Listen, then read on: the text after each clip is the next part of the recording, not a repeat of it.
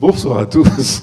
Au nom de Hervé Lemoine, je vous souhaite la bienvenue et une très bonne année 2024 dans ces lieux, le Mobile National, où nous avons le plaisir, pour se réchauffer, d'accueillir Jean-Robert Pitt. Et que vous connaissez la formule, je laisse la parole tout de suite à Pierre Saner pour le présenter. Et on se retrouve à la fin pour quelques questions. Merci et très bonne soirée à tous. Merci Marc, mesdames, messieurs, bienvenue à ces rencontres. Meilleurs vœux, évidemment, une très belle année, douce, bonheur, savoureuse. Et ce soir, merci d'être venu pour donc assister à la conférence de Jean-Robert Pitt sur Brillat-Savarin. Jean-Robert Pitt, vous le savez, est géographe, c'est l'ancien président de l'université Paris-Sorbonne. Il a présidé aux destinées de l'université de 2003 à 2008. Il est secrétaire perpétuel honoraire de l'Académie des sciences morales et politiques, puis il est président de la mission française du patrimoine et des cultures alimentaires, qui là aussi, vous le savez, est à l'origine de la reconnaissance par l'UNESCO du repas gastronomique des Français. Et j'ai donc le bonheur, moi, et avec un peu de complicité, d'officier sous son autorité depuis maintenant quelques années dans cette belle mission du patrimoine et des cultures alimentaires. Jean-Robert Pitt est de son propre aveu un cuisinier contrarié. Et donc, c'est pour notre plus grand bonheur qu'il est l'auteur de nombreux ouvrages, de nombreux et passionnants ouvrages, dont, à mes yeux, un fondamental, La gastronomie française, histoire et géographie d'une passion, l'Atlas gastronomique de la France, le dictionnaire amoureux de la Bourgogne, pour qui voudrait voyager, mais en géographe, c'est la moindre des choses. Le désir du vin, la conquête du monde, le vin et le divin. Bon, je ne peux pas tous les faire. Je rappellerai juste qu'il y a quelques temps, et vous vous en souvenez, il était venu présenter ici La bouteille de vin, histoire d'une révolution, chez Talandier, tout comme l'ouvrage que va être maintenant dans toutes les bonnes librairies dans quelques jours, après-demain, la biographie de Brillat-Savarin. Donc nous avons l'occasion de l'accueillir. Et Brillat-Savarin, je ne veux pas divulgacher, pardon de cet horrible mot, mais qui est mieux que spoiler, est un gastronome et un auteur culinaire, et dont vous connaissez certainement certains des aphorismes. Et à mes oreilles, deux sonnent particulièrement délicatement, qui est « La découverte d'un mets nouveau fait plus pour le genre humain que la découverte d'une étoile », je vous laisse méditer, ou, et là ça vaut pour tout le monde, de tous les arts, l'art culinaire est celui qui nourrit le mieux son homme. Jean-Robert Pitt, la parole est à vous, à toi. Merci Pierre. Alors, chères mesdames et quelques messieurs, merci d'avoir bravé le froid pour venir écouter quelques propos sur Brillat-Savarin. Donc je pourrais, comme je viens de publier ce livre, vous en parler de longues heures, mais je vais essayer de me limiter à quelques propos et de vous laisser un peu la parole après. Il faudra rentrer vite chez vous parce qu'on annonce de la neige pour cette nuit, donc le temps va changer. Alors, tu m'as un peu coupé l'herbe sous le pied, Pierre, puisque je voulais commencer par quelques aphorismes. On connaît Brillat-Savarin, peu de gens... Si, c'est quand même un livre qui a été maintes fois réédité, mais on ne le lit plus beaucoup aujourd'hui, La physiologie du goût. J'espère que ça va relancer sa lecture et qu'il y aura plusieurs éditions. Et j'espère un jour une belle édition illustrée avec des recettes tiré de Brillat-Savarin ou inspiré par Brillat-Savarin et qui serait exécuté par un grand chef régional. Il n'y en a plus dans le Bugey. Le Bugey est la région où est né Brillat-Savarin, donc c'est la partie montagneuse du département de l'Ain, entre la plaine de la Bresse et la Savoie, et qui est une région où il a passé son enfance, où il a exercé une partie de ses fonctions au début de sa carrière, et ensuite il y avait sa maison de campagne, et quand il était à la Cour de cassation comme juge, il y passait 2 mois par an à chasser, à pêcher, à voir ses amis, et avec de nombreuses heures à table pendant ces vacances qui avaient toujours lieu donc à l'automne, septembre-octobre, qui est donc c'était la période de vacances de la Cour de cassation, une période formidable pour la gastronomie. Comme vous le savez, toutes les périodes sont bonnes pour la gastronomie, mais particulièrement l'automne, parce que c'est la saison des fruits, c'est la saison des champignons. Il y a les premières truffes, et Brillat-Savarin était un fou de truffes. C'est une saison aussi très fructueuse pour les chasseurs qu'il était, et donc il a passé des moments extraordinaires et très gourmands dans sa maison de campagne qui se trouve qui est encore aujourd'hui à peu près en l'état. Vous verrez les photos. J'ai eu le privilège de pouvoir rentrer dans cette maison. On m'a interdit de la photographier de l'extérieur parce que les propriétaires craignent des cambriolages. Bon, il n'y a pas grand-chose de très précieux dedans, sauf qu'elle est dans son jus et que on attend, quand on entre dans cette cuisine ou dans la salle à manger, on s'attend à voir arriver Brillat-Savarin lui-même, ce qui est très, très émouvant. Alors vous voyez à quoi ressemblait Brillat-Savarin sur cette première image. C'est en fait le seul portrait que l'on ait de Brillat-Savarin. Il n'y a jamais eu de peintre qui l'ait croqué. Ça, c'est un dessin qui a été fait lorsqu'il a été élu député du tiers-État et qu'il a siégé à Versailles en 1789, arrivé donc en juin, fin mai ou début juin 1789, et tous les députés de toute la France ont été croqués par des dessinateurs, et ce dessin a été conservé, et c'est le seul portrait que l'on ait. Donc quand vous voyez dans certaines éditions de Brillat-Savarin, il y a un portrait au début en frontispice, c'est totalement inventé. Là, ce sont vraiment ses traits. Vous voyez, il est né en 1755. Donc il a 34 ans en 1789. Il a déjà, on ne voit pas le bas du corps, mais à voir les bajoux, il a un petit peu d'embonpoint. Donc on voit que c'est quelqu'un qui vivait déjà bien et qui aimait la bonne chair. Et quand on lit la physiologie du goût, où il y a des souvenirs, quelques souvenirs d'enfance, mais des souvenirs de jeunesse, on voit qu'il n'a pas sucé de la glace, comme on dit, et qu'il n'a pas fait le régime à aucun moment de son existence. Alors quand même quelques autres aphorismes, même si ceux de Pierre étaient très très bien choisis, qui sont, alors beaucoup sont devenus des proverbes. Tout le monde ne sait pas que ça vient de Brillat-Savarin, mais c'est le début de la physiologie du goût. Donc c'est la destinée des nations dépend de la manière dont elles se nourrissent. Et moi qui suis géographe, c'est un aphorisme qui m'est très très cher. Les animaux se repaissent, l'homme mange, l'homme d'esprit seul sait vraiment manger.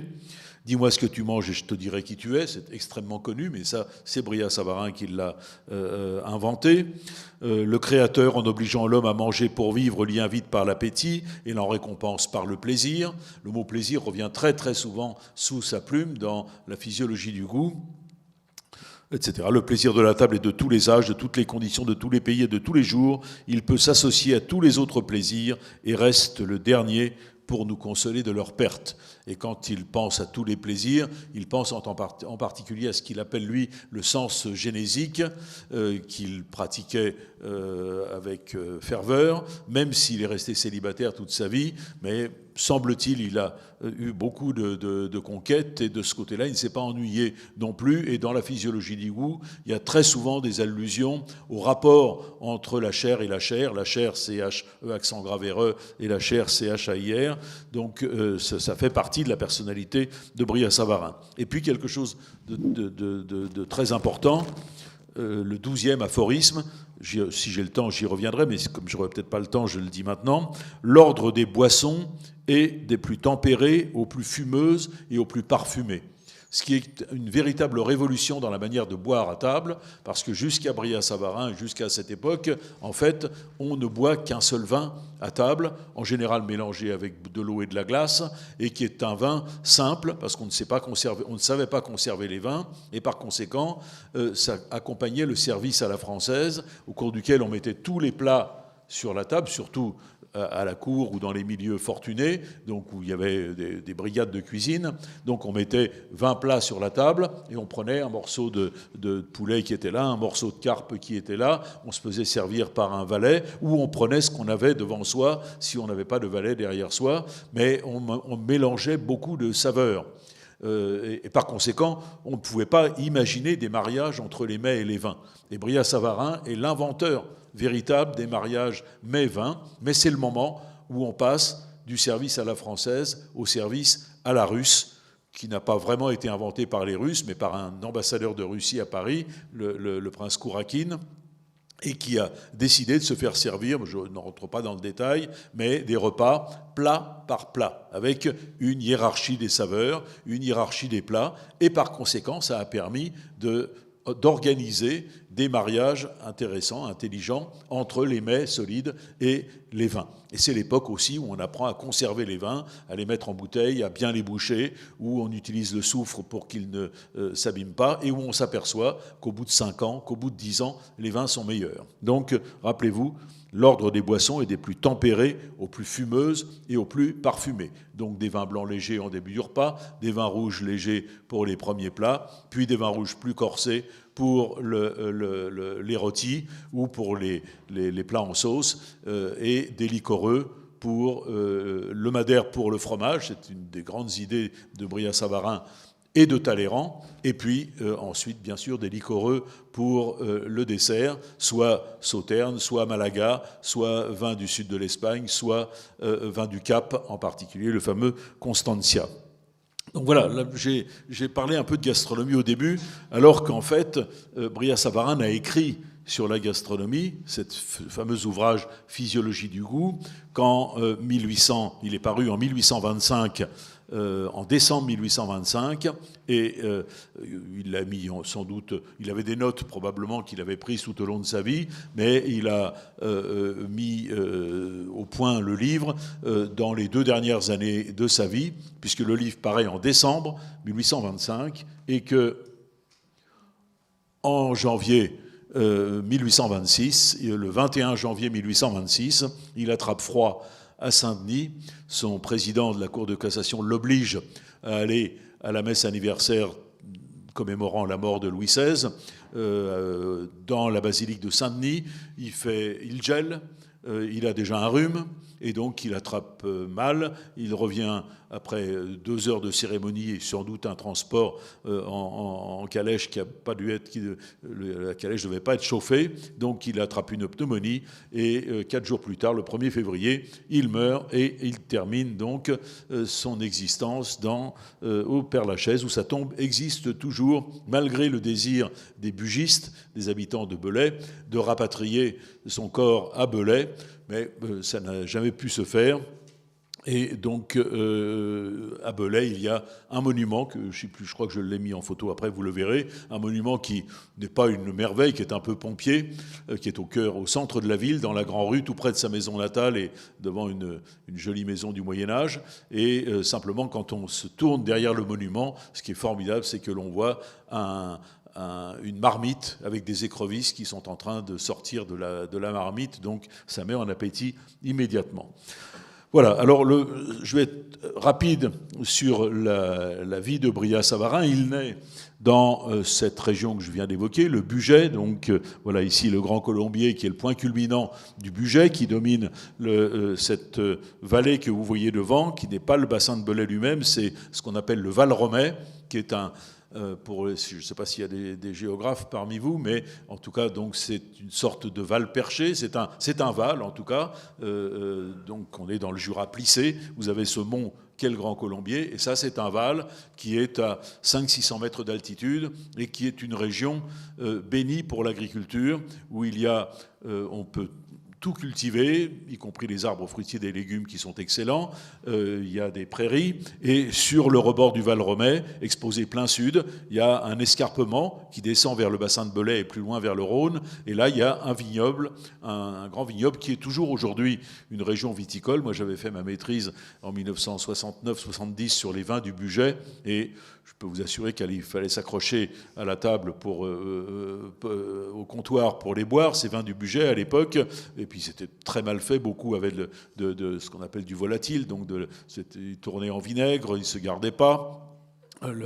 C'était des vins auto-consommés largement. Mais sur le rebord du Val Romay, là où Brillat-Savarin avait sa vigne, dans cette appellation aujourd'hui qui s'appelle Machura, dans les vins du Bugey, on arrive à faire des vins corrects, et aujourd'hui ils sont en grand progrès, comme partout en France d'ailleurs. Même les vignobles les moins connus aujourd'hui élaborent des vins de qualité. Je pense le Gris de Toul, je ne sais pas si vous avez déjà bu du Gris de Toul, c'est assez redoutable pendant longtemps, et aujourd'hui c'est plus seulement du gris, d'ailleurs il y a du blanc et du rouge, mais c'est en grand progrès. Donc Brillat-Savarin naît à Belay, dans la Grand Rue. Voilà sa maison natale, qui est une maison qui a été remaniée à plusieurs reprises, mais où vous voyez un peu ce style qu'on retrouve dans les maisons du Vieux-Lyon, parce que le Bugey est entre la France et la Savoie, a été rattaché assez tardivement à la France, et il y a des influences italiennes très, très, très claires que vous voyez dans cette architecture, en particulier à l'intérieur, dans la cour intérieure, où vous voyez ces arcades qui ont été rajoutées au XVIe siècle, et qui en tout cas, c'est une des plus belles maisons de Belay. C'est le père, alors ce sont des gens de robe, pas de la noblesse, mais dans leur famille, il y a des petits nobles. En tout cas, ils ont de l'argent. Cette maison leur a été léguée par une vieille tante qui n'avait pas d'enfant et qui s'appelait Madame Savarin, et alors qu'eux s'appelaient Bria à l'origine, et elle a dit: je vous lègue ma maison et ma fortune, à la condition que l'aîné de la famille porte mon nom, donc qu'on ajoute Bria-Savarin.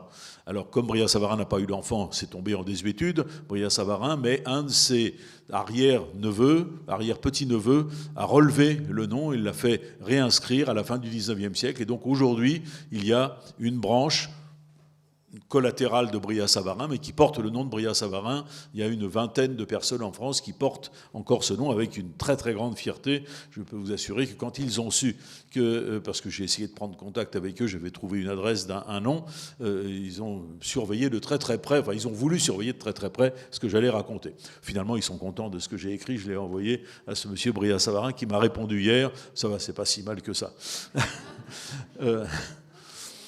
Voilà, donc ça c'est le dessin original de Bria-Savarin. Alors bon, très vite, il fait des études de droit à Dijon, puis il devient avocat, puis il se fait élire en 89, donc comme je vous l'ai dit, député au tiers-État. Et voilà le dessin original qui a été fait au moment de son arrivée aux États généraux en 1789. Alors, je ne veux pas rentrer trop dans le détail, mais à cette époque, c'est un peu avant, il se décrit lui-même. Et c'est assez amusant. Par une des plus chaudes journées du mois de juillet 1778, un jeune homme de 23 ans faisait son entrée dans la diligence qui conduit par eau de Châlons à Lyon. Donc il venait de Dijon, il allait à Lyon et il prend le coche d'eau, ce qu'on appelle le coche d'eau, c'est-à-dire le transport en commun, sur la Saône. Il était... non, je crois que c'est de l'autre côté. Il était grand, bien tourné, plutôt laid que joli, mais sa physionomie avait quelque chose d'étourdi, franc et sans souci, qui prévenait en sa faveur, ce dont il s'est quelquefois bien trouvé. Sa chevelure blonde frisait naturellement, et elle était en désordre, faute d'avoir été relevée au fer pour la nuit. Mais on voyait que la veille, elle avait été peignée avec soin. Il avait un grand chapeau, un habit vert, un gilet blanc et une culotte rouge. Pas tout à fait discret. Ce jeune homme, c'était moi, mesdames. Et en jetant un regard tout à fait sans prétention sur mon vêtement nécessaire, il me semble qu'il avait bien meilleure grâce que le pantalon informe sous lequel maintenant, tous, tant que nous sommes, jeunes et vieux, fous et sages, nous cachons nos nullités, nos difformités et nos infirmités. C'est intéressant parce que, donc, à l'époque, il porte la culotte, et en 1820, quand il écrit ce souvenir, tout le monde porte le pantalon. Même lui avait encore une culotte dans son inventaire après décès, mais sinon, il portait le pantalon comme tout le monde. Et évidemment, comme il était un peu enveloppé, ça ne lui allait pas très très bien. Et on voit bien par là aussi, par la façon dont il dit que ça avait meilleure grâce, etc., que le pantalon informe sous lequel nous sommes tous jeunes, etc., montre qu'il a une petite nostalgie qu'il a toujours conservée de l'Ancien Régime, même si, pour résumer sa carrière politique et ses opinions, il a été extrêmement fluctuant et il a sa place. C'est pas la plus grande place, mais il a sa place dans le dictionnaire des girouettes, puisqu'il a adopté tous les régimes, qu'il a signé tous les manifestes pour Louis XVIII, pour Napoléon au retour pour les 100 jours, à nouveau pour Louis XVIII après les 100 jours, pour Charles X, etc. Enfin, et bien entendu, il était fervent partisan de la Révolution, mais plutôt dans le camp girondin, c'est-à-dire plutôt désireux que les provinces, que le peuple puisse s'exprimer, mais que les provinces ne soient pas écrasées par Paris. Donc ça lui a un peu nui, ce qui explique qu'il a été obligé de s'exiler aux États-Unis à un moment donné, parce que les Jacobins en voulaient à sa tête. Voilà, alors, c'est quelqu'un qui, dès sa jeunesse, aime bien la belle vie, qui a sans doute pas mal de petites amies quand il est jeune, et qui a écrit quelques passages un peu lestes, des contes érotiques, dont on a un, je ne vais pas vous le lire maintenant, dont on a un extrait seulement, le reste ayant été brûlé après sa mort par une de ses petites nièces, un peu prude, qui avait hérité de ses papiers et qui, les feuilletant et trouvant que ça ne correspondait pas à la morale habituelle, donc a brûlé ça au fond du jardin. Mais il y a un feuillet qui a échappé et que je reproduis ce texte qui vaut son pesant de, non pas de fromage blanc, mais de truffes, puisqu'il préférait les truffes au fromage blanc. C'est un des premiers, puisqu'on parle de ce sujet, c'est un des premiers qui utilise l'expression « faire l'amour ». Ça n'existe pas auparavant. Alors après, Balzac la réutilisera, et Balzac admirait beaucoup Brillat-Savarin. C'est pas lui qui l'a inventé, hein. On a quelques autres auteurs à cette époque qui l'utilisent, mais ça montre que de ce côté-là, il n'a pas de prévention, si je puis dire. C'est le moins qu'on puisse dire. Il est catholique, mais c'est pas quelqu'un d'extrêmement religieux, même si le jour de son enterrement à l'église Saint-Germain-des-Prés, il y a un petit discours. Maintenant, quand vous allez dans les enterrements, vous avez 30 discours, les enfants, les petits-enfants, les copains, le patron, les collègues, etc. C'est insupportable. Mais là, il y en a quand même eu un, par son ami Henri Roux, qui était d'ailleurs présent près de lui au moment de sa mort, et qui décrit, c'est assez amusant, bon, c'est le style d'un éloge funèbre, mais je pense qu'il y a du vrai dedans. Sa philosophie était douce et la tolérance formait la base de sa religion et de sa conduite, faisant ainsi la part des erreurs et des faiblesses humaines. Sa foi était pure, sans affectation, sa piété vraie, sans bigoterie, et sa charité humble et continue. Il était de ces hommes qui préfèrent la pratique des bonnes actions et des vertus sociales à l'appareil presque toujours trompeur des grands sentiments qu'on expose en public. C'est dans cet état d'esprit qu'il reçut, avec la confiance du sage et le calme d'un esprit préparé à passer pour toujours le fleuve de la vie, les derniers secours de la religion. Il semblerait qu'il ait reçu l'extrême onction, mais ce n'était pas quelqu'un de très, très, très attaché à la religion. En revanche, il adorait fréquenter, avant la Révolution, les religieux et les religieuses, parce que, à cette époque, surtout donc juste avant la Révolution, les couvents étaient décadents, on y mangeait absolument merveilleusement bien, les chanoines, les évêques, les curés mangeaient merveilleusement bien. Moi, j'ai lu, je vous donne une anecdote, j'ai lu La physiologie du goût quand je faisais ma maîtrise, donc pour la première fois, en 1969. Et à l'époque, donc, quand j'ai fait mes enquêtes, c'était l'hiver 69-70. J'étais à mobilette ou en stop dans tous les villages à essayer de rencontrer des vignerons, de rencontrer des paysans. Et on m'avait recommandé d'aller voir un vieux curé parce qu'il connaissait très bien le monde paysan, etc. C'était le curé, je me souviens très bien, d'Artemar.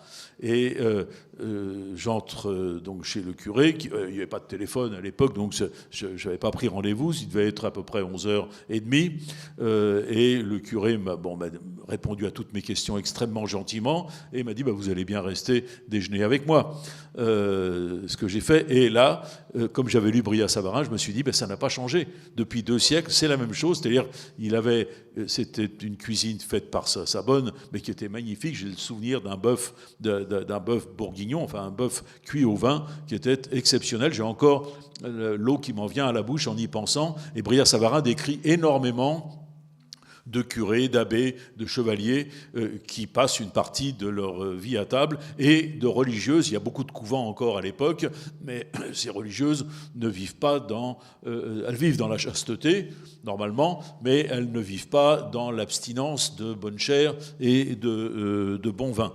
Si je le retrouve,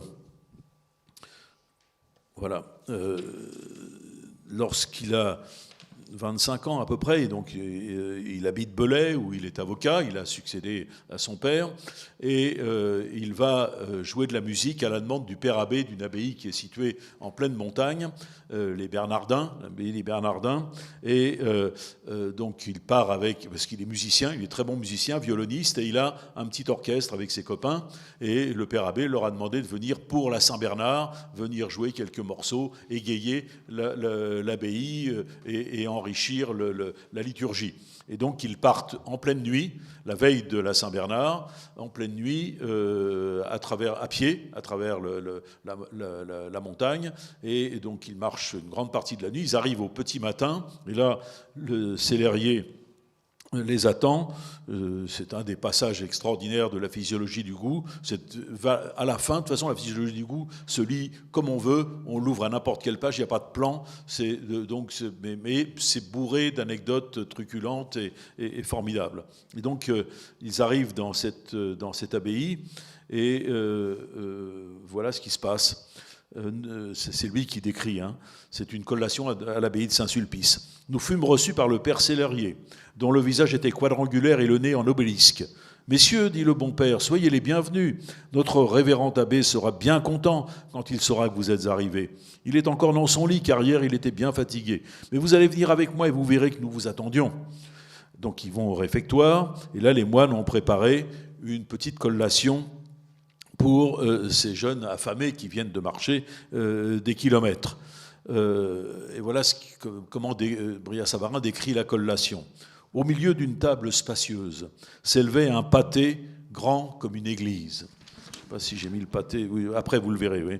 Il était flanqué au nord par un quartier de veau froid, au sud par un jambon énorme, à l'est par une pelote de beurre monumentale, à l'ouest par un boisseau d'artichauts en poivrade.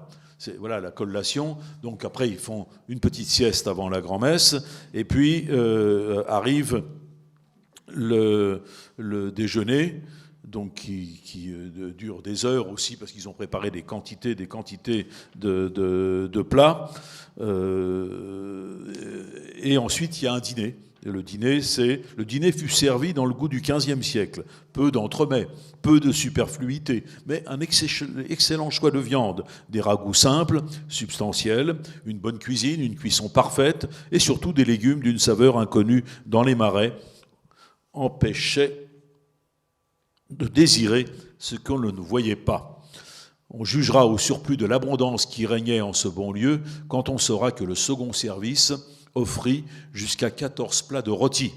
Le dessert fut d'autant plus remarquable qu'il était composé en partie de fruits qui ne croissent pas à cette hauteur et qu'on avait apporté du Pays-Bas, car on avait mis à contribution les jardins de Machura, de Morfland, Vieux Champagne et autres endroits favorisés par l'astre père de la chaleur. Voilà, donc c'est dans ce budget. On sait vivre. Il décrit énormément de repas et de plats, en particulier de gibier. C'est un fou de lièvre, c'est un fou de bécasse. Malheureusement, aujourd'hui, on ne peut pratiquement plus manger de bécasse, sauf si on a un ami chasseur qui en trouve. Donc c'est un grand malheur aujourd'hui qu'on ne puisse plus manger. C'est un fou d'oiseaux également, de petits oiseaux. À l'époque, on peut chasser les petits oiseaux. Peut-être certains d'entre vous ont eu ce privilège de manger des petits oiseaux. C'est aujourd'hui interdit. Les grives dans les Alpes du Sud, les merles en Corse, les alouettes en Gâtinais. Moi, quand j'étais jeune, j'ai pu manger de tout cela. Et j'ai encore des souvenirs merveilleux, même en Italie, à l'automne, en Toscane, dans tous les petits bistrots, on servait... Il y a 40 ou 50 ans, on servait des brochettes d'uccellini, c'est-à-dire vous aviez 6 oiseaux, chacun séparé de son voisin par une feuille de laurier, cuit soit dans le four du boulanger, soit à la broche, et ça fondait dans la bouche. C'était donc des grives, des ortolans, etc. Et tout ça, malheureusement, est terminé.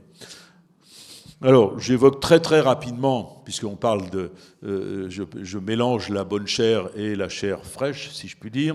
Il se trouve que Brillat-Savarin est le cousin par alliance de Madame Récamier. Vous voyez Monsieur Récamier, à quoi ressemblait Monsieur Récamier. Il se trouve que Monsieur Récamier était le père de Madame Récamier. Ce que on est à peu près sûr maintenant. Pour en être certain, il faudrait aller exhumer les corps au cimetière de Montmartre, puisqu'ils sont enterrés tous les deux là-bas. Mais en fait, Monsieur Récamier a épousé la fille qu'il avait eue d'une maîtresse, et comme il craignait d'être guillotiné pendant la Révolution, il l'a épousée pour qu'elle soit dotée correctement, mais ça a été un mariage entièrement platonique. En tout cas, Brillat-Savarin était amoureux d'elle, mais il ne s'est rien passé entre elles, sauf que elle lui a offert un jour, parce qu'il lui a rendu quelques services, ce buste qui était sur son buffet, et il raconte une anecdote, ce buste magnifique. Il y en a un exemplaire au musée de Lyon, et il invite des vieux cousins un peu libidineux à manger chez lui, et le vieux cousin se précipite vers la statue pour caresser le sein de Madame Récamier, et il l'arrête aussitôt en disant « Mais arrête, ça va être comme le pied de Saint-Pierre à Rome, bien, si tout le monde la caresse, elle n'aura plus de sein. » Voilà, je passe en vitesse tout ça parce que je n'ai pas le temps de vous raconter toute sa vie et que l'heure... Voilà, je dois bientôt m'arrêter, j'ai encore quelques minutes. Donc voilà les différents postes qu'il a occupés. Belay, c'est là où il a été maire pendant la Révolution, mais seulement un an. Après, il a dû s'exiler aux États-Unis. Et finalement, il termine sa carrière à partir du consulat à la Cour de cassation, où là, il est bien payé. Ça lui permet d'avoir d'entretenir sa maison dans le budget, mais d'avoir un bel appartement rue de Richelieu, avec un cuisinier et sans doute une femme de chambre, dans une maison qui ne paye pas de mine, qui existe toujours à l'angle de la rue de Richelieu, de la rue des Filles Saint-Thomas, et il occupait sans doute le premier étage, je n'en suis pas certain, mais... de façon à pouvoir vivre correctement. J'évoquais sa gentilhommière. Alors là, ne photographiez pas, parce que la photo qui est à gauche, c'est moi qui l'ai prise et je n'avais pas le droit de la prendre. Mais la photo qui est à droite, c'est une carte postale ancienne, et là, personne ne peut m'interdire de montrer des cartes postales anciennes. Mais pour vous évoquer un peu le cadre dans lequel il vivait, donc c'était un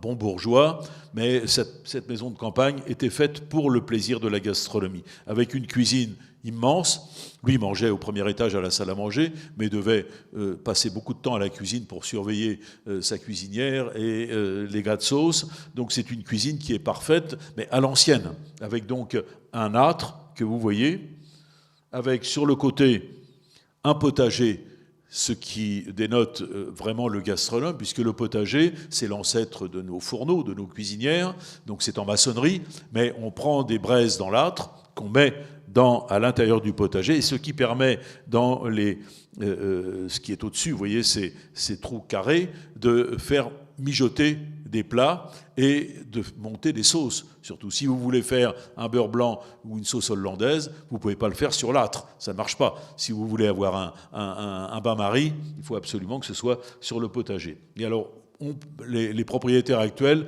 prétendent que la marmite qui est posée sur le potager en fonte est une marmite qui a appartenu à Brillat-Savarin.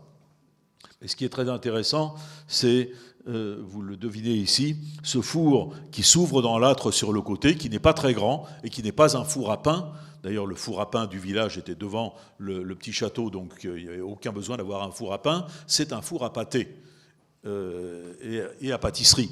Mais la pâtisserie, à cette époque, c'est surtout de la pâtisserie salée. Ça permet de faire donc des pâtés. Vous avez ici, à droite, un pâté de foie gras de Strasbourg.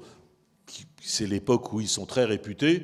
Un cuisinier qui s'appelle Clause invente une recette de pâté de foie gras à partir d'une recette juive, de la communauté juive, qui, pour le maréchal de Contade, qui est le gouverneur de l'Alsace, c'est le pâté que vous voyez à droite, et ensuite il va l'exporter dans toute l'Europe. Et à gauche, vous avez ce qu'on appelle... Alors, c'est pas Brillat-Savarin qui l'a inventé, c'est son... arrière-petit-neveu qui s'appelait Lucien Tendret, qui a écrit un livre magnifique dans les années 1880 qui s'appelle « La table au pays de Brillat-Savarin ». Donc c'était un parent de Brillat-Savarin et qui a vraiment contribué aussi à sa notoriété culinaire. et qui donne 3 recettes de pâté, dont le plus important est celui qu'on appelle l'oreiller de la Belle Aurore. Vous imaginez, regardez l'oreiller, ça c'est celui que prépare le charcutier Reynon, rue des Archers à Lyon, et pour faire cet oreiller de la Belle Aurore, il faut 5 ou 6 sortes de gibier, donc normalement il faudrait de la bécasse, mais il faut de la perdrix bien entendu, il faut du lièvre, il faut du gibier à poil aussi, du chevreuil, etc., des oiseaux, des ossets, bien entendu, mais aussi du porc, du veau, des riz de veau. Pas de foie gras à l'époque. Brillat-Savarin ne parle pas de foie gras. Moi, je vous en montre un ici, mais dans Brillat-Savarin, il n'en est pas question.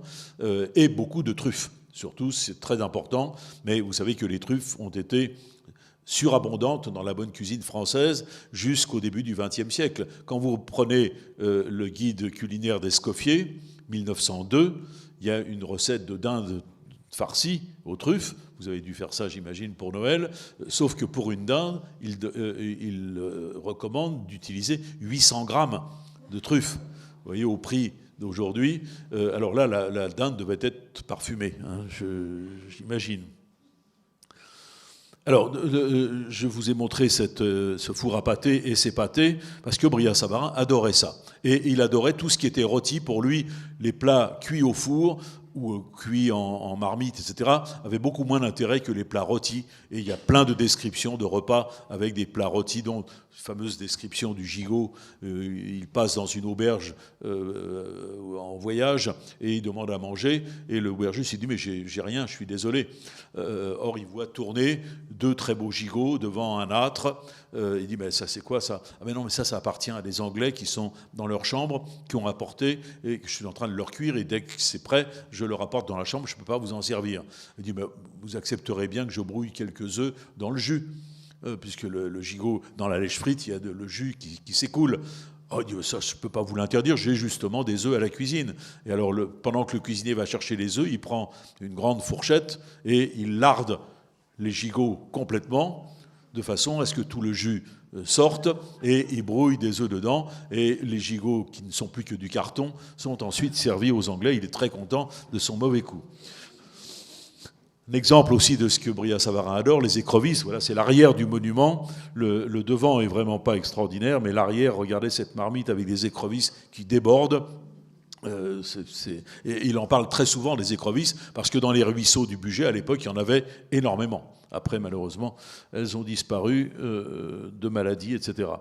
Il a aussi dans son petit château un pigeonnier, c'est le pigeonnier d'origine, et il parle souvent des pigeons. Et pour ses desserts et pour rafraîchir ses boissons, il a dans son jardin une glacière. Comme il fait très froid à l'époque en hiver, toutes les rivières et les petits lacs gèlent, donc on ramasse de la glace, on met la glace dans la glacière, et donc pour l'été, on a tout ce qu'il faut pour rafraîchir, faire des sorbets et rafraîchir les vins et les boissons. Et voilà sa salle à manger. Malheureusement, les propriétaires actuels n'ont pas mis de table au milieu, ce que je trouve un peu dommage. Ce tapis n'est pas tout à fait à sa place sans table.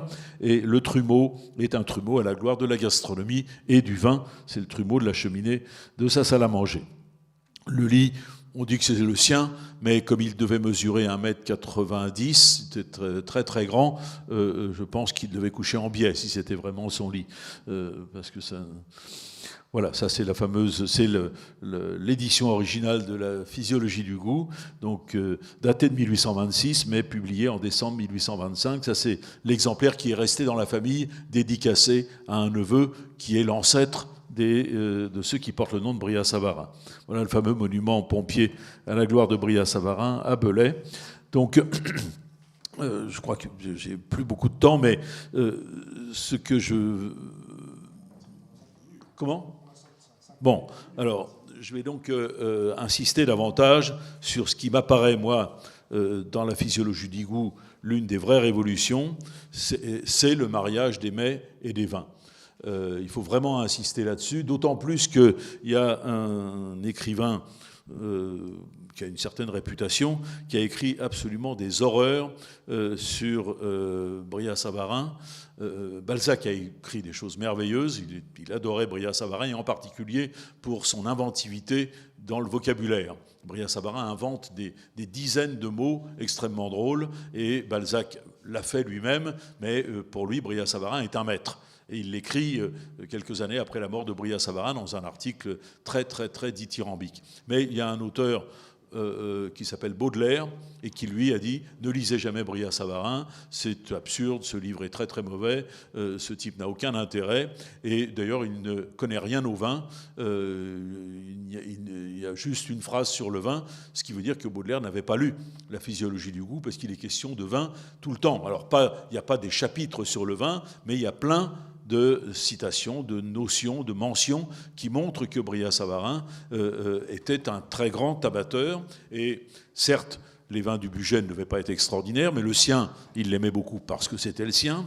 Les vins de Savoie aussi, mais surtout, il avait les moyens, en particulier à Paris, de se procurer des vins de toute la France et du monde entier, enfin en tout cas ceux de la Méditerranée et de l'Atlantique qui étaient très très très à la mode, donc encore une fois Malaga, Chéry, Xérès, pas de Porto. Le Porto est très peu présent en France à son époque, surtout il est consommé en Angleterre. Du Madère, le Madère est très à la mode, et tout le monde boit du Madère, en particulier dans un accompagnement que je vous recommande, Madère. On ne trouve pas facilement du Madère à Paris.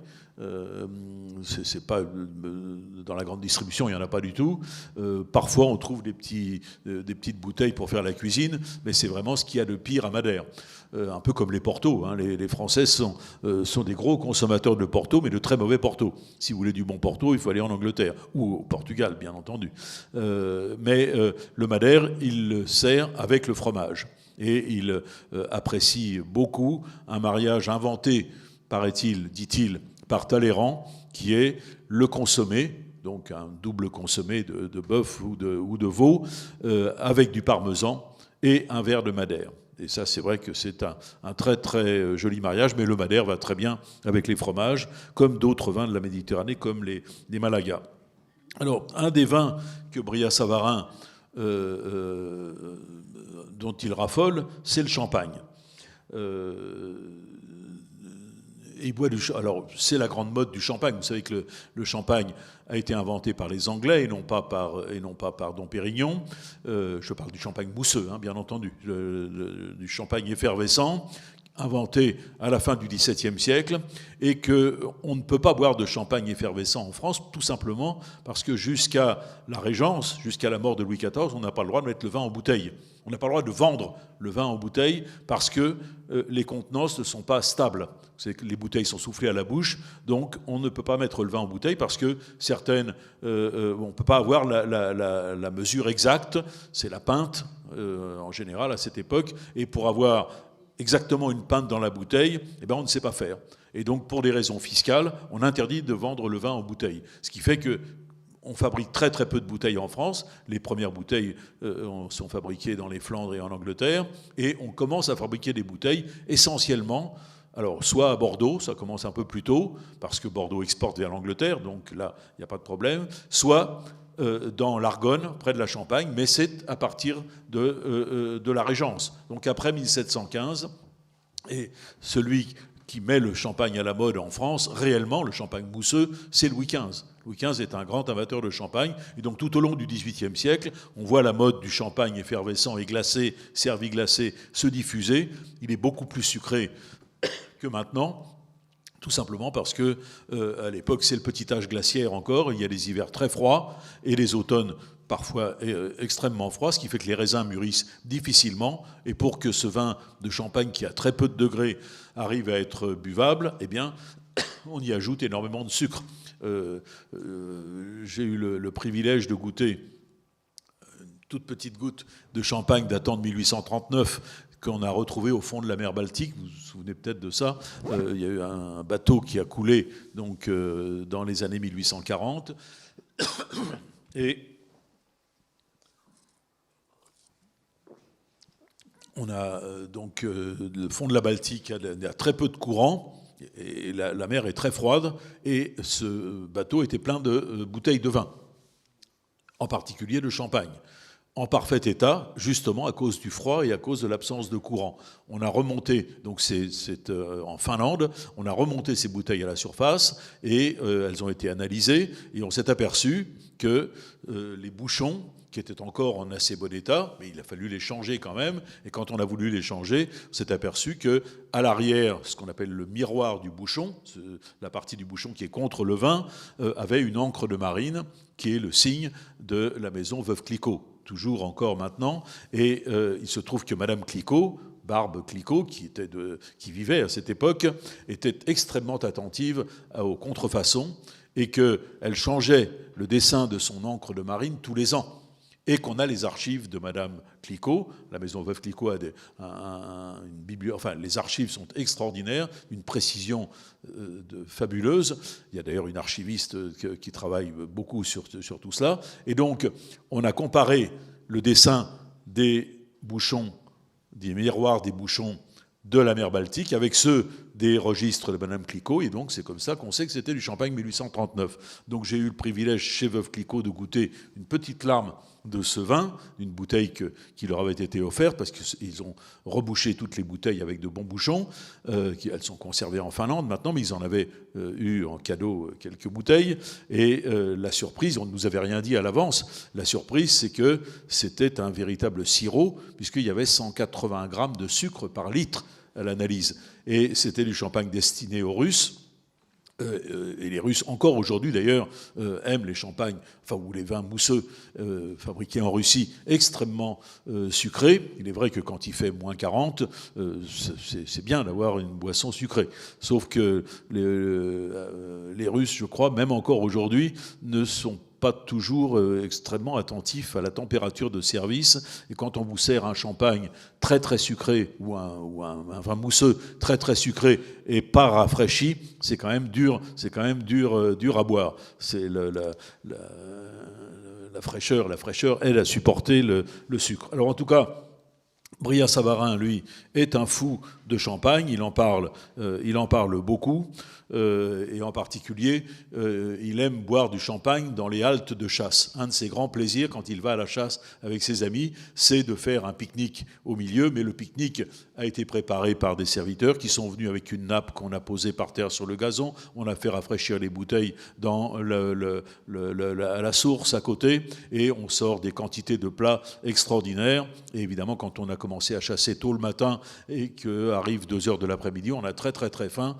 et c'est un moment absolument délicieux, et pour lui le champagne est absolument indispensable. Alors, mais il aime tous les vins, et c'est un des premiers écrivains qui parle de beaucoup de vins différents. Par exemple, quand il décrit sa ville de Belay, il dit Belay est proche de Lyon, et Lyon est une ville de bonne chère. Sa position y fait abonder avec une égale facilité les vins de Bordeaux, ceux de l'Ermitage et ceux de Bourgogne. Et dans sa cave, dans l'inventaire après décès, qui a été établi au début de 1826, il y a beaucoup de Bordeaux, alors qu'à Paris, il y a du Bordeaux, il y a de l'Ermitage, bien sûr, il y a beaucoup de vins liquoreux, mais moins de Bourgogne que dans les caves du XVIIIe siècle. À Paris, on buvait très très peu de Bordeaux avant le milieu du XIXe siècle. Mais lui est un précurseur, il a beaucoup de Bordeaux dans sa cave. Et il y a cette anecdote que vous connaissez, qui est dans la physiologie du goût, où il est invité chez une marquise du Faubourg Saint-Germain. Il a passé sa vie à être invité ou à inviter chez lui. C'est sûrement quelqu'un qui n'a jamais mangé seul. D'ailleurs, il n'y a rien de pire que de manger seul. Et c'est pas bon du tout pour la santé, parce que pour bien digérer, si on mange et qu'on boit bien, il faut parler. Et c'est ça qui aide à digérer, ou chanter, etc. Mais manger tout seul devant sa télévision, c'est le meilleur moyen de ne pas digérer. Et alors cette marquise lui dit « Monsieur le conseiller », disait un jour, je le cite, disait un jour d'un bout de table à l'autre une vieille marquise du Faubourg Saint-Germain. Donc conseiller, c'est lui, c'est le conseiller à la Cour de cassation. « Lequel préférez-vous, du Bourgogne ou du Bordeaux ?»« Ah, madame, répondit d'une voix druidique le magistrat ainsi interrogé, c'est un procès dont j'ai tant de plaisir à visiter les pièces que j'ajourne toujours à Bitaine la prononciation de l'arrêt. » Voilà. Donc, cette phrase est extrêmement connue, mais je pense que c'est bien. Alors, dans sa cave en 1826, il y a 749 bouteilles, ce qui est quand même pas mal. 39 bouteilles de vin de Bourgogne, 276 de Bordeaux, 179 de Côte-du-Rhône, 93 de vin muté, Madère, Xérès, donc Sherry, et Malaga. Il n'y a pas de vin de Constantia, qui était le vin le plus cher qu'on pouvait trouver à Paris à cette époque. Et puis, il n'y a pas non plus de vin du Bugey, parce que je pense que le vin du Bugey, il le buvait sur place pendant ses vacances, et que ce n'était pas un vin qui se transportait très facilement. En tout cas, on ne le mettait pas en bouteille. Et alors, quand on analyse la physiologie du goût, il y a plein de passages où il recommande des mariages, par exemple, un vieux sauterne avec les huîtres. Vous ne feriez pas ça, de boire du sauterne avec les huîtres. Ben pourtant, si vous allez chez les vrais Bordelais, de la bonne société bordelaise, on sert toujours du sauterne avec les huîtres, avec des petites crépinettes grillées, c'est-à-dire des petites saucisses grillées. Et ce mariage du salé, du sucré, du chaud et du froid est quelque chose d'exceptionnel. Pour ceux qui n'aiment pas beaucoup les huîtres, bien, essayez ça. Je suis sûr que ça va vous donner le goût d'en manger. Du madère avec le potage et du parmesan. Donc il y a plein de recommandations de mariage entre des vins et des mets. Et ça, c'est ce qui fait aussi le plaisir de lire la physiologie du goût, parce qu'on salive à chaque page. Alors, il y a des passages dans la physiologie du goût sur lesquels vous pourrez passer vite si vous ne l'avez jamais lu, et qui concernent vraiment la physiologie du goût, où il raconte le chemin d'une bouchée depuis la bouche jusqu'à sa sortie. C'est pas très ragoûtant, et scientifiquement, c'est pas très solide. En revanche, il y a un passage scientifique très original et très novateur, c'est qu'il définit une saveur. Il n'est pas très doué dans le salé, sucré, amer, acide, il se trompe, mais il y a une saveur qui est très importante, qu'il appelle osmazome, d'un nom savant grec inventé par un certain Thénard, mais que Brillat-Savarin reprend à son compte. Et l'osmazome, c'est ce qu'on appelle aujourd'hui, d'un mot japonais, umami, c'est-à-dire la 5e saveur. Vous savez que on a toujours dit 4 saveurs salées, sucrées, amères, acides. En fait, il y en a une 5e, qui est l'umami, que l'on trouve dans un produit chimique qui s'appelle le glutamate, et quand on en abuse dans les restaurants chinois, ça rend malade, mais que l'on trouve dans tous les bouillons concentrés à partir d'os de viande, ou à partir d'algues, ou à partir de champignons. Donc au Japon, c'est la base de ce qu'on appelle le dashi, qui est le bouillon de base de toute la haute cuisine japonaise. Et il invente l'osmazome. Voilà, donc il y aurait 10 000 choses à dire, mais là, vraiment, il faut que je vous laisse la parole. Merci de votre attention. Bon appétit et large soif. Et pardon pour le désordre de mon propos, mais qui, en fait, correspond au désordre de la physiologie du goût, donc je n'ai pas trop honte. Non, c'est très bien ordonné, comme un repas qui maintenant n'aspire qu'à prendre un verre. On va pas tout de suite, on va d'abord prendre des questions. Merci beaucoup pour ce voyage dans le temps, la géographie, les goûts, les saveurs, le champagne, les bulles et jusqu'au Japon. Est-ce que vous avez des demandes de précision, des questions sur les différents sujets qui ont été abordés? Il y a un micro qui peut circuler, si vous le souhaitez. Moi, j'ai une question toute simple. Quel est le lien entre l'auteur et le fromage ? Aucun lien. Le fromage Brillat-Savarin est un fromage inventé par M.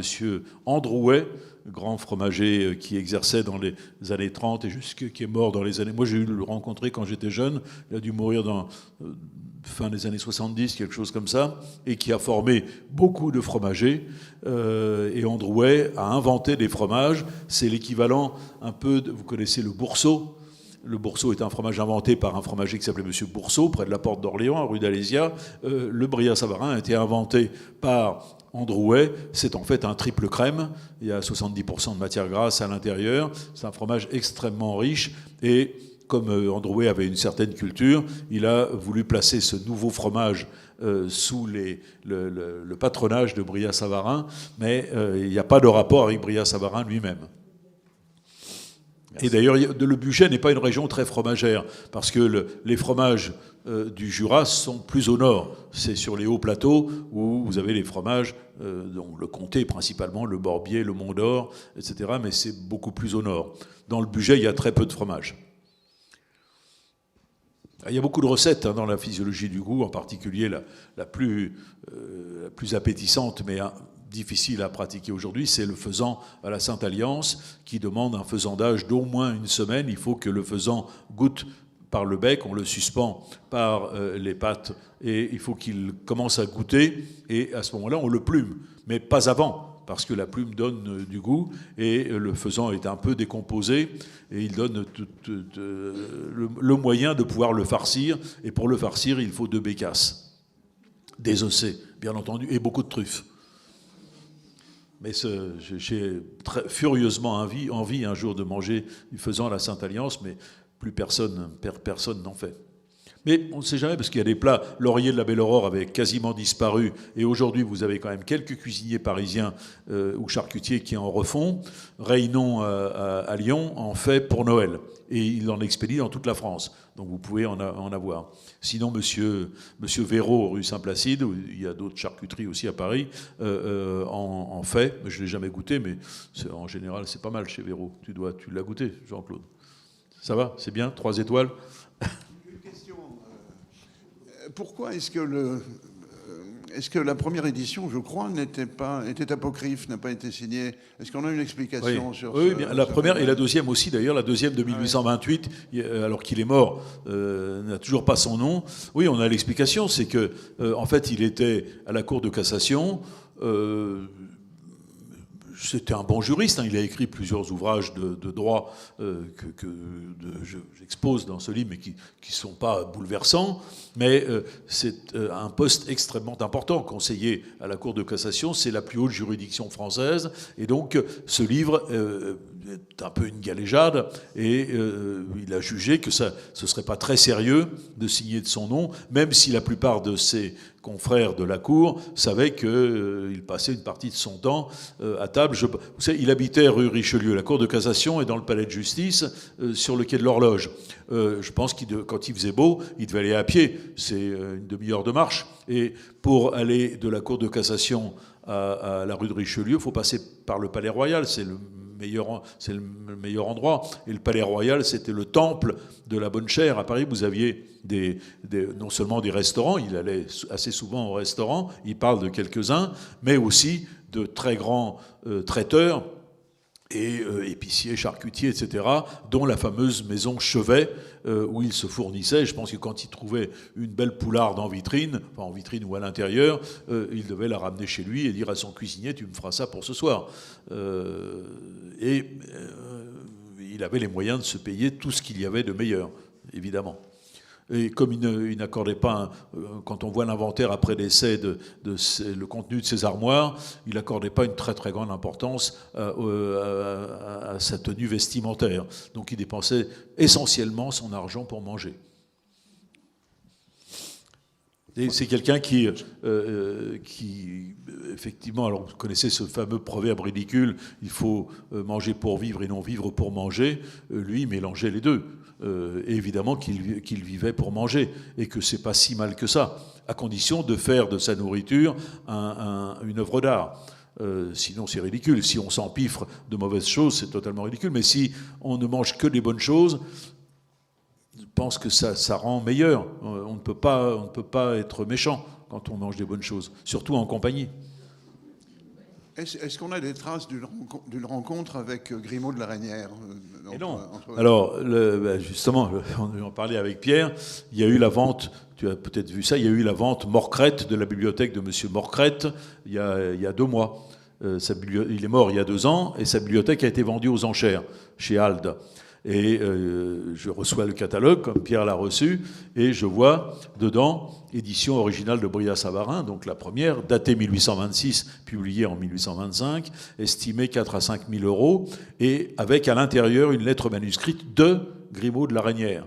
Comment Morcrette, alors s'est-il procuré cette lettre? Je n'en sais rien, mais elle est à l'intérieur du livre, et j'ai demandé donc au commissaire-priseur s'il pouvait me donner des photocopies de la lettre en question, 4 pages, ce qu'il a très gentiment fait. Et dedans, alors c'est très difficile à lire parce que Grimaud de la Reynière était handicapé, il était né avec les doigts palmés. Donc c'est très difficile à lire son écriture, mais ce qui est passionnant, c'est qu'il y a un passage de cette lettre dans lequel il critique Brillat-Savarin, non pas pour ce qu'il a écrit ou ce qu'il est, mais tout simplement parce qu'il ne parle pas de lui.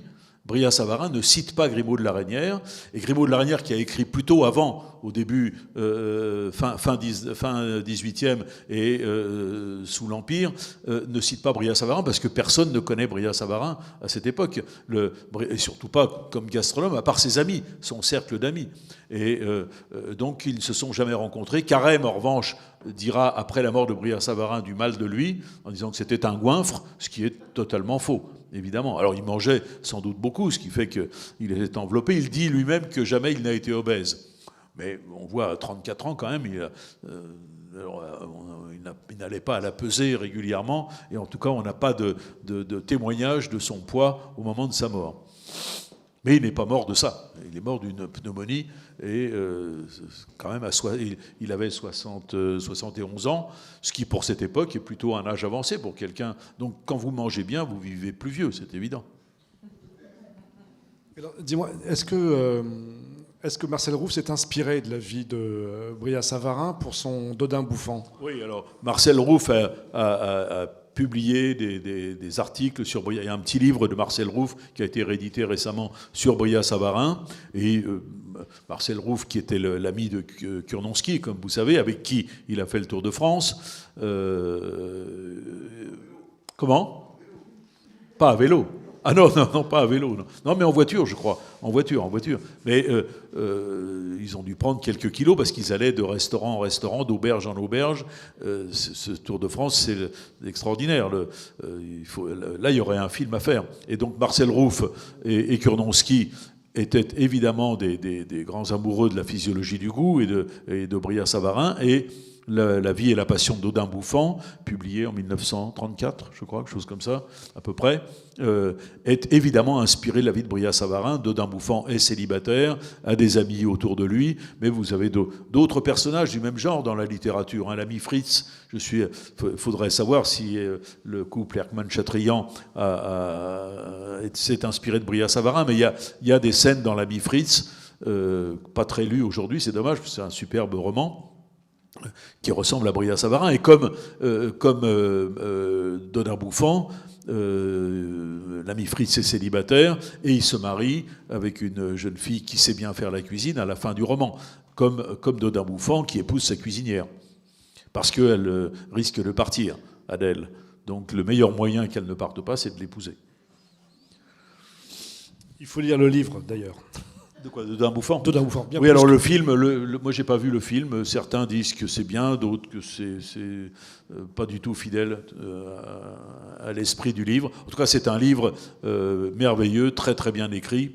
Mais tous ces gens-là qui étaient des journalistes, alors Rouff avait une petite fortune, je crois, enfin il n'a jamais travaillé de sa vie, mais on ne peut pas dire qu'il ne devait pas vivre de sa plume. Kurnonski a été obligé d'écrire beaucoup pour vivre de sa plume, beaucoup de livres, beaucoup d'articles. Il avait commencé par être nègre de Willy, comme Colette.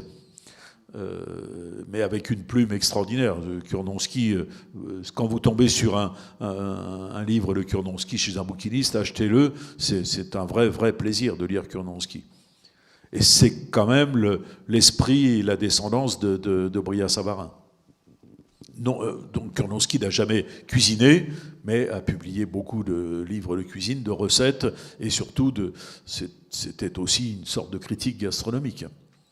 Et il a réussi à passer la guerre agréablement chez Madame Mélanie, dont j'oublie le nom de famille, à Riec-sur-Belon, où il a dû prendre quelques kilos aussi, parce que là, les restrictions de la Seconde Guerre mondiale n'atteignaient pas le Riec-sur-Belon.